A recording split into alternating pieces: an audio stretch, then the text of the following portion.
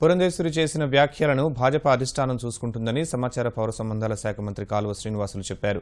Telugu Desam party ప్రభుత్వాన్ని పడగొడతామంటూ జగన్ చేసిన వ్యాఖ్యలతో విభేదించే వైకాపా ఎమ్మెల్యేలు తెలుగుదేశం పార్టీలో చేరారని కాలువ వివరించారు. గవర్నర్ను కలిసిన తర్వాత జగన్ చేసిన వ్యాఖ్యలను మంత్రి ఖండించారు. వైకాపాను ఏర్పాటు చేసిన రోజే రాష్ట్రానికి అసలైన బ్లాక్ డే అని అన్నారు. వారి వ్యక్తిగతమైన అభిప్రాయాలు ఆ పార్టీ అధిష్టానానికి లేదా ఆ పార్టీలో వ్యక్తులుగా నాయకులుగా ఉన్నప్పుడు వ్యక్తం చేసుకున్నారు. బట్ మేము అనుకుంటున్నది అంటే ఎప్పుడు కూడా మా మిత్రపక్షంగా మా ప్రభుత్వ విధానాల్ని సమర్థించిన సందర్భము, లేకపోతే మా ప్రభుత్వ విధానాల్ని లేదా కేంద్రంతో తెలుగుదేశం ప్రభుత్వం కలిసి సాగిస్తున్న ప్రగతి ప్రయాణంలో సాధించిన విజయాల్ని ఎప్పుడైనా ఆమె చెప్పారా లేదా అనేది మాకైతే తెలియదు.